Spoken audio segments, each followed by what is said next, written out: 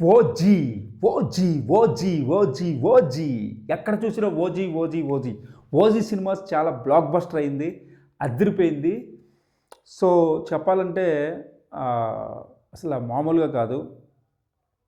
ఆ, రికార్డులు బద్దలు కొట్టేస్తుంది. ఒకే రోజులో 100 crores కలెక్ట్ చేసింది అంటున్నారు. ఒక ఒక సినిమా 100 crores కలెక్ట్ చేసిందంటే వన్ డేలో అసలు అది ఇంపాసిబుల్. అది ఆ ఫ్యాన్ కల్ట్ కానీ, ఆ ఫ్యాన్ ఇది కానీ మనకి అసలు పవన్ కళ్యాణ్ అంటే పవన్ పవన్ కళ్యాణ్ అసలు పవన్ కళ్యాణ్ అంటే అది నెక్స్ట్ లెవెల్ అబ్బా. పవన్ కళ్యాణ్ మించిన ఒక యాక్టరు మీకు ఒకటి తెలుసా? నేను ఎప్పుడు పవన్ కళ్యాణ్ గురించి ఏమనుకున్నానంటే, అంటే ఓజీ సినిమా మనకి దగ్గరగా 10 సంవత్సరాలు అయింది. ఓజీ సినిమా అంటే పవన్ కళ్యాణ్కి 10 years అయింది ఒక అద్భుతమైన హిట్ వచ్చి. అంటే గబ్బర్ సింగ్, తర్వాత అత్తారింటికి దారేది, ఇలాంటి సినిమాలు. సో కానీ ఇప్పుడు ఓజీ సినిమా అనేది ఒక సంచలనం. అసలు అన్నయ్య కత్తి పట్టుకుని నరుకుతుంటే ఉందయ్యా, అసలు అది మామూలు రేంజ్ కాదు, ఎక్స్ట్రాడినరీగా ఉంది. నేను యూట్యూబ్లో కొన్ని వీడియోలు చూశాను. ఆ వీడియోలు ఏంటంటే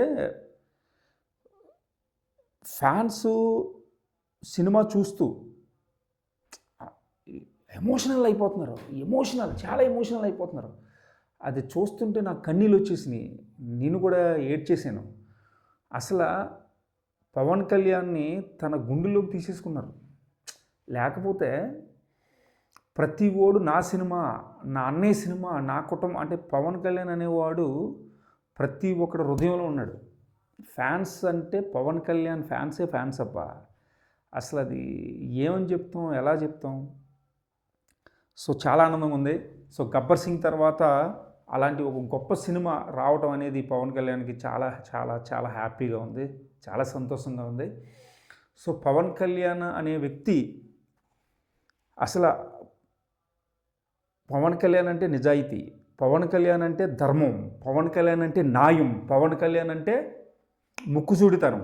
ఉన్నది ఉన్నట్టుగా మాట్లాడతాడు, చెప్పితేనే చేస్తాడు, ఒక మాట ఇచ్చాడంటే మాట తప్పడు. సో అంటే ఎంత గ్రేట్ చూడండి. ఈ రోజుల్లో ఇలాంటి వ్యక్తి ఉన్నాడా, అసలు ఇలాంటి మనిషి ఉన్నాడా అంటేనే నాకు ఆశ్చర్యంగా ఉంటుంది. మన పుస్తకాల్లో చదవటం, ఎక్కడో ఎవరో గొప్పోళ్ళు, పెద్ద పెద్దోళ్ళు, ఒక 70 సంవత్సరాల వయసు వాళ్ళు, తర్వాత ఈ హిస్టరీలు చదివిన వాళ్ళు, ఇలాంటి వాళ్ళు చెప్పితే వినడం తప్ప అసలు లైవ్లో ఇలాంటి వ్యక్తి నేనైతే చూడలేదు. సుభాష్ చంద్రబోస్ కోసం విన్నాం మనం, చెగువీర కోసం విన్నాం మనం, తర్వాత భగత్ సింగ్ కోసం విన్నాం మనం. సో వినటం, బుక్కుల్లో చదవటం తప్ప ఇలాంటి ఒక రియల్ పర్సన్ మన ఎదురుగుంటూ ఉండటం అనేది అది చాలా చాలా చాలా గ్రేటు. పవన్ కళ్యాణ్ గారు ఉన్న జనరేషన్లో నేను ఉండటం నిజంగా అదృష్టం, మనకి చాలా అదృష్టం. ఆంధ్రప్రదేశ్ ప్రజలు కానీ, తెలంగాణ ప్రజలు కానీ, దేశం ప్రజలు, అసలు దేశానికి నరేంద్ర మోడీ గారు ఈ రోజున పిఎం అయ్యాడంటే దానికి మన ఆంధ్రప్రదేశ్ ఎంపీలే కారణం. ఆ ఎంపీ సీట్లు అన్ని రావడానికి కారణం పవన్ కళ్యాణ్ గారు. మీకు ఒకటి తెలుసా? అసలు పవన్ కళ్యాణ్ అనే వ్యక్తి,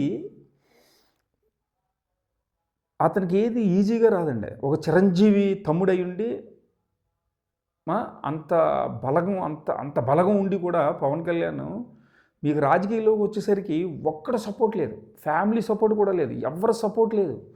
ఒక్కడే 15 సంవత్సరాలు, దగ్గర 15 సంవత్సరాల నుంచి పోరాడి ఇప్పుడు గెలిచేటు. ఏది రాజకీయ పరంగా ఆలోచిస్తే.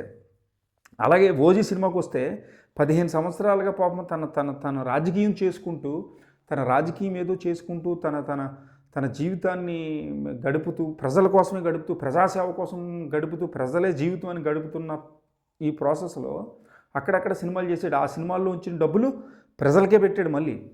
తనేమి అసలు ఇలాంటి వ్యక్తిని మనం నిజంగా చూస్తామంటే, ఇలాంటి వ్యక్తిని నిజంగా చాలామంది తిట్టేస్తుంటారు, చాలామంది కామెంట్ పెట్టేస్తారు, బ్యాడ్గా ఇదే అంటారు. కానీ ఒక మనిషి నిజంగా ఇప్పుడున్న జనరేషన్లో ఇలా బతకటం సాధ్యమేనంటారా? చెప్పండి, మీరు చెప్పండి. చాలా కష్టం అండి. మీకు ఇంకో విషయం చెప్పాలి. ఇందాక మాట్లాడుతూ చిరంజీవి తమ్ముడై ఉండి కూడా ఆయన ఒక సాధారణమైన వ్యక్తిగా, ఒక మధ్యతరగతి కుటుంబం నుంచి వచ్చిన వ్యక్తిగా, ఒక ఒక పేదవాడిగా కష్టపడ్డాడండి, మామూలుగా కష్టపడ్డా. సో 2019లో ఘోరాతి ఘోరంగా ఓడిపోయాడు. ఉన్న ఒక సీటు కూడా పోయింది. అందరూ వదిలేసి వెళ్ళిపోయారు. ఓటమి అప్పుడు అందరూ, నేను మీకు విషయం చెప్తా, ఓటమి అప్పుడు ఎవడైతే ఉన్నాడో ఆడు నిజమైన ఫ్రెండ్. సో ఇది పక్కన పెడితే ఓటమిలో అందరూ వదిలేసి వెళ్ళిపోయారు, చాలామంది వెళ్ళిపోయారు. మనోహర్ గారు ఉన్నారు, అది వేరే విషయం. తర్వాత పవన్ కళ్యాణ్ పని అయిపోయిందని ఎవడు, అసలు అర్హత లేనోడు కూడా తిట్టడమే, అర్హత లేనోడు కూడా కామెంట్ చేయటమే. ఇంక అయిపోయింది పవన్ కళ్యాణ్ సంగతి, ఇంకేంటి పవన్ కళ్యాణ్ చేసేది ఏంటి, అది ఇది రకరకాలుగా అన్నారు. కానీ ఏమైంది? కానీ మనం ఒకటి గుర్తుపెట్టుకోవాల్సింది ఏంటంటే, కానీ వెంటనే ఫెయిల్యూర్ అయిన కొద్ది రోజుల్లోనే మళ్ళీ బయటకు వచ్చేసి ప్రజల సేవ కోసం, ప్రజల కోసం పోరాడుతూ తన సినిమాలు చేసుకుంటూ, సినిమాలో వచ్చిన డబ్బులు మళ్ళీ ప్రజలకు పెడుతూ ఇలా జరుగుతున్న ప్రాసెస్లో ఒక యుద్ధం చేశాడు, ఒక పోరాటం చేశాడు. ఎలాంటి మీటింగులు అండి. ఒక్కొక్క మీటింగ్ చూస్తే ఆంధ్రప్రదేశ్లో ఒక్కొక్క మీటింగులు టీవీలో చూస్తుంటే గ్లూజ్ బంప్స్ వస్తూ ఉండే ఆయన మాట్లాడుతుంటే. కానీ ఎక్కడో చిన్న డౌటు, గెలుస్తాడంటావా అన్నయ్య, అసలు పవన్ అన్నయ్య గెలుస్తాడంటావా ఏంటి అని ఇలా జరుగుతున్న ప్రాసెస్లో ఎక్కడో ఆత్మవిశ్వాసం అందరికీ ఒక ఆత్మవిశ్వాసం వచ్చేసింది. మొత్తం అందరికీ ఆత్మవిశ్వాసం వచ్చింది. పవన్ కళ్యాణ్ అన్నయ్య గెలుస్తాడు, ఈసారి ఎలాగైనా గెలుస్తాడు, ఖచ్చితంగా గెలుస్తాడు, ఖచ్చితంగా సీఎం అవుతాడని అందరూ, నేను కూడా అనుకున్నా. కట్ చేస్తే 23 సీట్లు తీసుకున్నాడని చెప్పేసి వార్త వచ్చింది. అసలు మీరు నమ్మరు, 23 సీట్లు తీసుకున్నాడనే వార్త రాగానే నాకు ఎప్పుడు కోపం రాలేదు అన్నయ్య మీద. ఫస్ట్ టైం కోపం వచ్చిందబ్బా. మామూలు కోపం కాదు అసలు అది. ఎలాంటి కోపం అంటే, నేనేంటి ఇలాగా అన్నయ్య మీద నెగిటివ్గా అనుకుంటున్నాను ఏంటని చెప్పేసి ఇది వచ్చింది. కానీ 23 సీట్లు తీసుకుంటే సీఎం ఎలా అవుతాడు, అసలు చంద్రబాబు నాయుడు ఎందుకు నమ్ముతున్నాడు ఏంటి, ఇలా రకరకాల డౌట్లు. కానీ ఈ రకరకాల డౌట్ల నుంచి ఒక్కసారి తను గెలిచిన తర్వాత 100% స్ట్రైక్ రేట్ వచ్చిందండి. స్ట్రైక్ రేట్ 100% స్ట్రైక్ రేట్ వచ్చింది. సో 23 సీట్లు పోటీ చేస్తే 23 సీట్లు, 2 ఎంపీ సీట్లు, 21 ఎమ్మెల్యే సీట్లు వచ్చేసినాయి.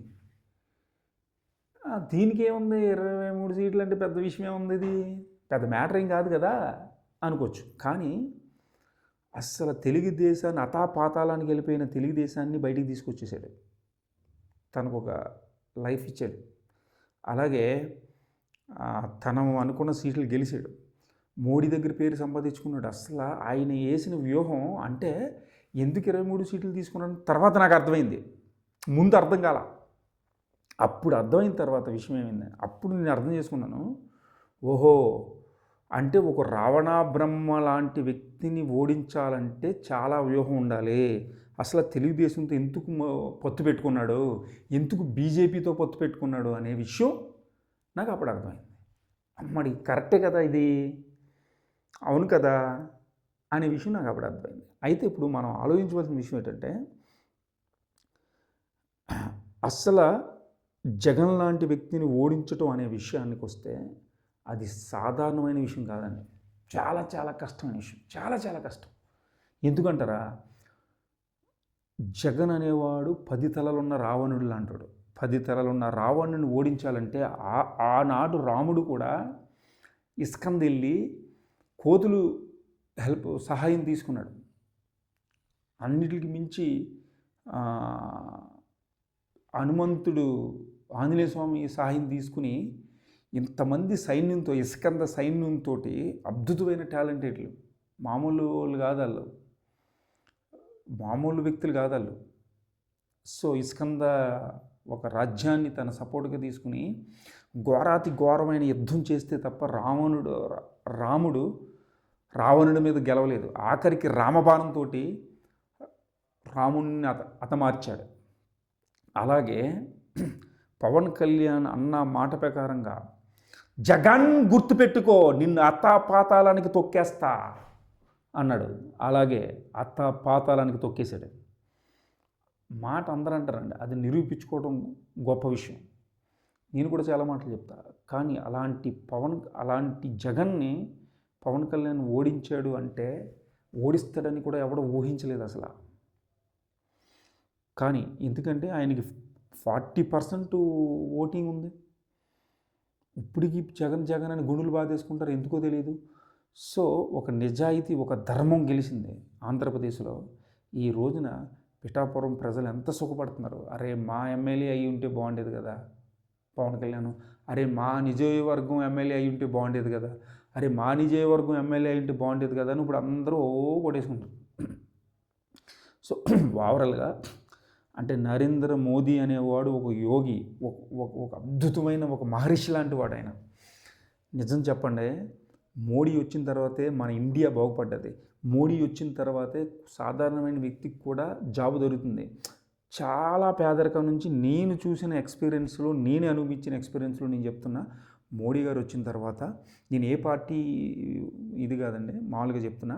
సో మోడీ వచ్చిన తర్వాత ఖచ్చితంగా మన దేశం బాగుపడ్డది, ఇంకా పై పొజిషన్కి వెళ్తుంది. ఇది విషయం. సో పవన్ కళ్యాణ్ గారి విషయానికి వస్తే, సో ఈ రోజున ఓజీ సినిమా బ్లాక్ బస్టర్ అయిపోయింది, సంచలనం క్రియేట్ చేసింది. ఆయన సరైన సినిమా చేస్తే, సరైన డైరెక్టర్ పడితే ఎలా ఉంటుంది అనేది ఈ సినిమాతో ప్రూవ్ అయింది. సుజిత్ డైరెక్షన్ సూపర్ అండి, ఎక్స్ట్రాడినరీగా డైరెక్షన్ చేశాడు సుజిత్ గారు. సో ఇలాంటి డైరెక్టర్ మన తెలుగు ఇండస్ట్రీకి దొరకటం చాలా అదృష్టంగా భావించాలి మనం. ఎందుకంటే సుజిత్ చాలా పెద్ద ఫ్యాన్ పవన్ కళ్యాణ్కి. అసలు పవన్ కళ్యాణ్ ఫ్యాన్ కానివాడు ఎవడు ఉన్నాలే కానీ. సో అన్నయ్యకి ఫైనల్గా ఒక మంచి cinema, block buster cinema hit వచ్చినందుకు నేను ఆ దేవుడికి ప్రార్థిస్తున్నాను. ఆ దేవుడు అన్నయ్యని ఇంకా నిండు నూరేళ్ళు హ్యాపీగా చూడాలని కోరుకుంటున్నాను. సో ఈ నేను కొత్తగా ఇది ఫస్ట్ వీడియో, నేను ఎలా మాట్లాడాను, ఏం మాట్లాడాను నాకే అర్థం కావట్లేదు. కొంచెం డిస్టర్బెన్స్ ఉంది అండ్ అలాగే కొంచెం టెన్షన్ కూడా ఉంది నాకు. ఎందుకంటే ఇది నా first video. Universe star talks అనే ఒక యూట్యూబ్ ఛానల్ నేను స్టార్ట్ చేశాను. సో ఈ యూనివర్స్ స్టార్ ఛానల్కి లైక్ చేయండి, షేర్ చేయండి, సబ్స్క్రైబ్ చేయండి. వీడియో నచ్చినా నచ్చకపోయినా సబ్స్క్రైబ్ చేయండి, ఎందుకంటే సబ్స్క్రైబ్ చేయడం వల్ల ఏం నష్టం ఉండదు. Welcome back to universe star.